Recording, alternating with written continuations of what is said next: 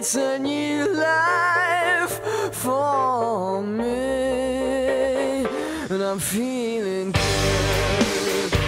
Most people assume pilots enjoy professional respect, a well-rewarded jet-set lifestyle, flying with glamorous cabin crew to exotic locations.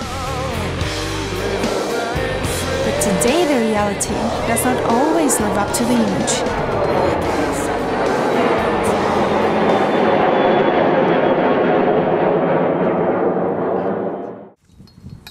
Slavik is a young man who's passionate about aviation.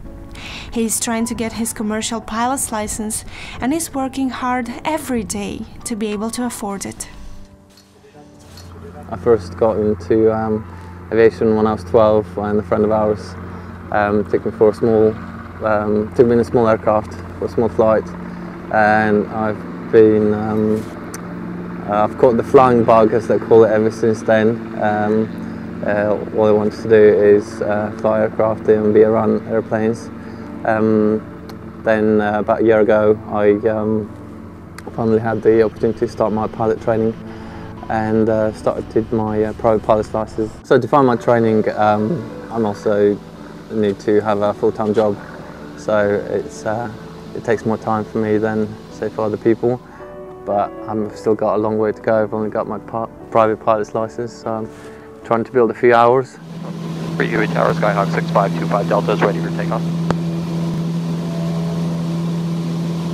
Skyhawk 6525 Delta, read tower, cross runway 31 right, hold short runway 31 left. Becoming a pilot is considered a luxury today.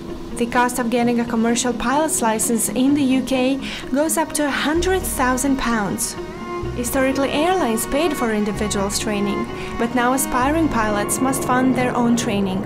57, 6 miles ahead with the same call sign, caution wake turbulence, runway 12 left. There are no companies in the UK, no airlines in the UK which currently directly train their trainee pilots. What often happens is that trainees have to put up their parents' house, for instance, as a guarantee to get this loan. This is a completely unfair thing to do. People shouldn't have to put their parents' house in jeopardy in order to train to become a pilot. But that's basically what we're seeing at the moment. The spokesman for the British Association for Pilots, Richard Toomer, says it's a volatile industry and everyone should be aware of its pitfalls. It can be very difficult, and then you can end up with pilots who have put their heart and soul and a lot of money into becoming pilots, into their training, sitting around for in some cases many years without being able to get their dream job as a pilot. Young people like Matt Cash, who got his commercial pilot's license a year ago, but still hasn't managed to fly commercially.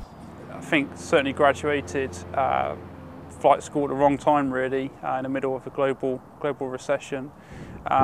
This year I've applied to 290 operators within Europe, and unfortunately there's no jobs to be had working full-time as a commercial pilot. He's working as a flight instructor part-time and is consistently training because he's not giving up. I fly on the weekends, I get paid for that, so that earns me a little bit of money to put towards the cost of the train to get the training costs back.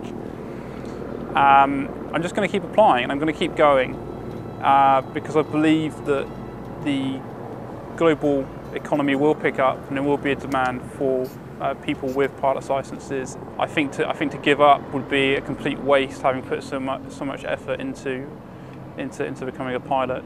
Pilot Peter has a different story.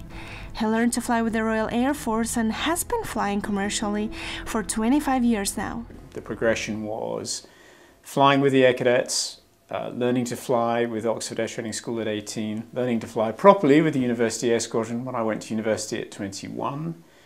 And then there was a long pause because the airlines weren't recruiting in the UK, and by the age of 26 I had enough money, one way and another, some of my own, some help from my family, to go to Oxford Air Training School again and do my commercial flying license, which is what I did. Because of the very structured training I'd done with the Air Force in the University Air Squadron, they reduced the flying hours that I had to do. Not the ground school, I had to do it all, but the flying hours were somewhat reduced, which made it more affordable than it otherwise would have been and meant that I could just afford to do it.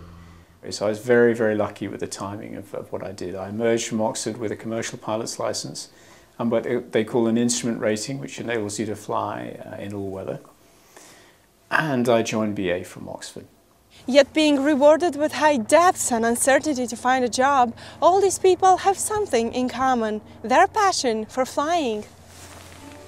It just feels great. When you take off, I think all my problems and everything get left on the ground, and I'm just free to do whatever I want.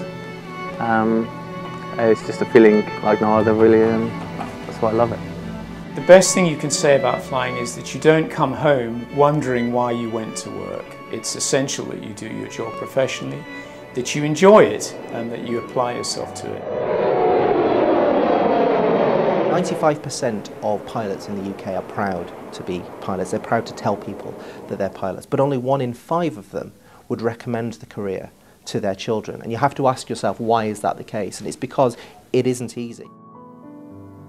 And while Slavik has some concerns about going forward with his career in aviation, he has learned that you just have to be wary going into this industry, and I guess always have a plan B, just in case things go wrong. People need to be careful about their dreams and how that shapes their future, because it could become your worst nightmare. One of the joys of the job, actually, if you're flying passengers, is people, because they're all so varied. They all have their different needs, and there are various things that happen. But you just have to want to help people, I think, especially in passenger flying. And I've enjoyed that. And the cabin crew I've worked with have been fantastic. And it's been great fun. I've been very lucky to have such a wonderful career. Very lucky. for some people, sky is the limit. But for those who love aviation, sky is home. Tatiana Darien,